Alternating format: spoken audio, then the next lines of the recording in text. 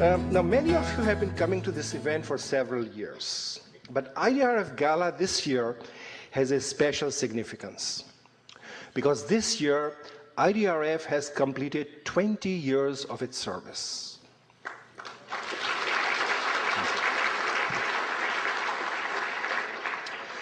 It was in September 1984 that 3 concerned Canadians put their signatures on IDRF Charter. They were Dr. Fawad Shaheen, late Muin Muinuddin, and Ibrahim Sayed. And Hamid Sheikh quit his job at McMaster University to join them as the first executive director of IDRF. Now let me jog your memory and take you back to the mid-1980s when IDRF was born. Those were the years when Ethiopia was plagued by drought and famine. And hundreds of thousands of starving peasants were moving south through the desert, looking for food and burying their dead on the way. Those were also the years when the major crop of Afghanistan was landmines. Landmines that were planted to kill unsuspecting civilians. And landmines that looked like toys intended to kill children.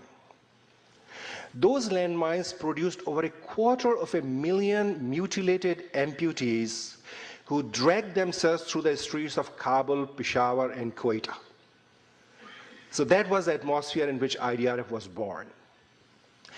And IDRF was there, sending grain to the victims of famine and providing prosthetic limbs to the amputees.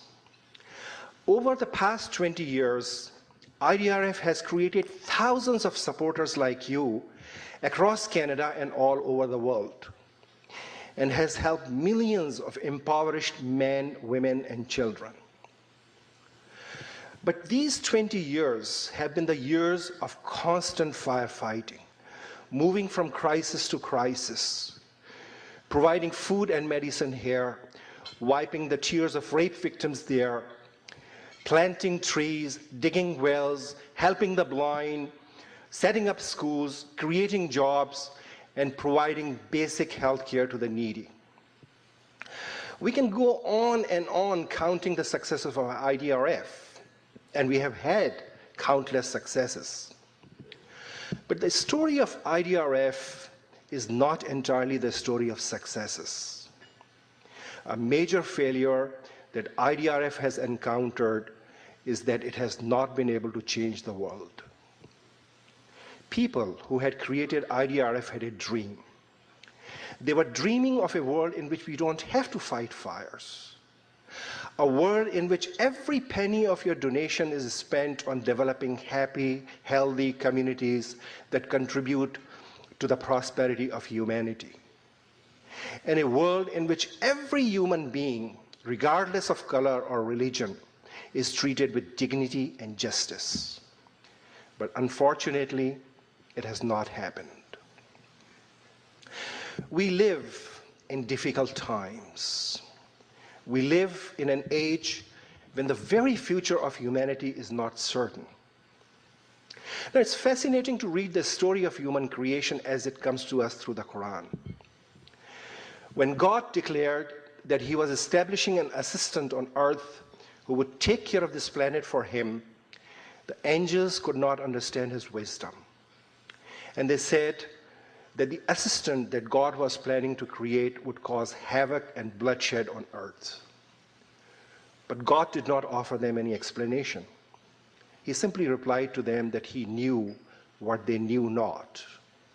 And today we wonder what it was that God knew, but the angels knew not. We were sent here to beautify this planet and to take care of it, but we continue plundering it. We continue poisoning the very air that keeps us alive. We continue turning our oceans into deadly brew. We continue depleting our resources faster than they can be replenished. We continue robbing others of their resources in the name of globalization. And we continue annihilating each other.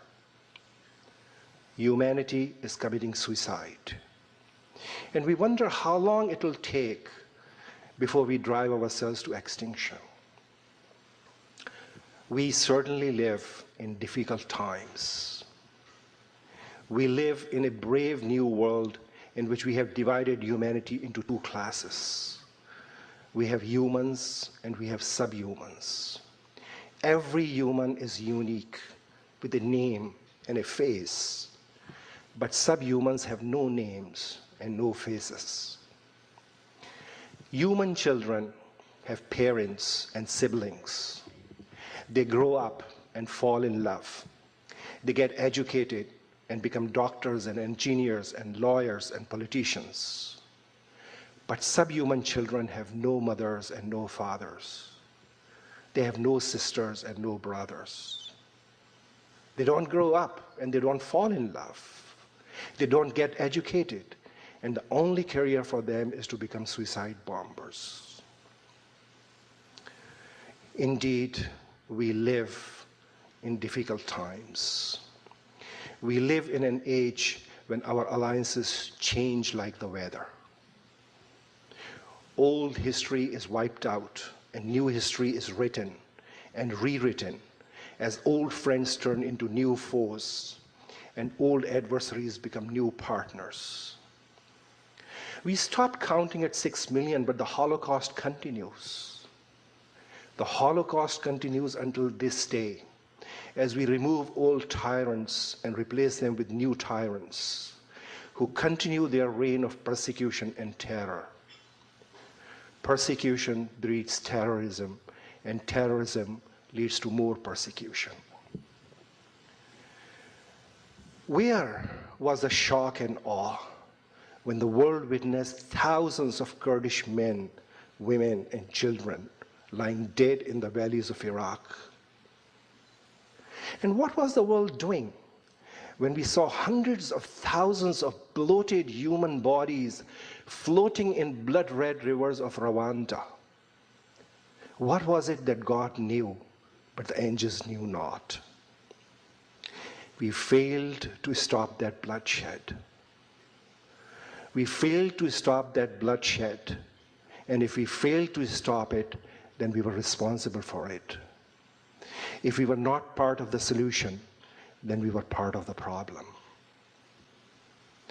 Darkness deepens as a cloud of smoke from exploding bombs and burning oil fields extends from horizon to horizon.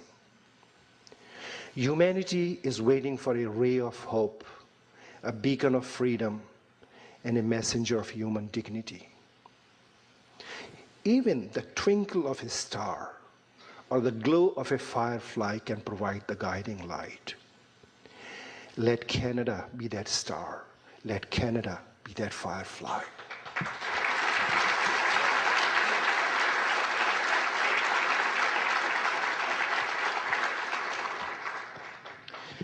Honorable members of Parliament, we at IDRF would like you to carry a message to your colleagues in Ottawa. We are told that the Canadian Army is in shambles. Of course, we don't have any designs to invade foreign lands or to rule other people, but we do need a strong army. We need an army of engineers who can build bridges between the communities of this world. We need an army of human rights advocates who can knock on every door and tell the world that all human beings are equal.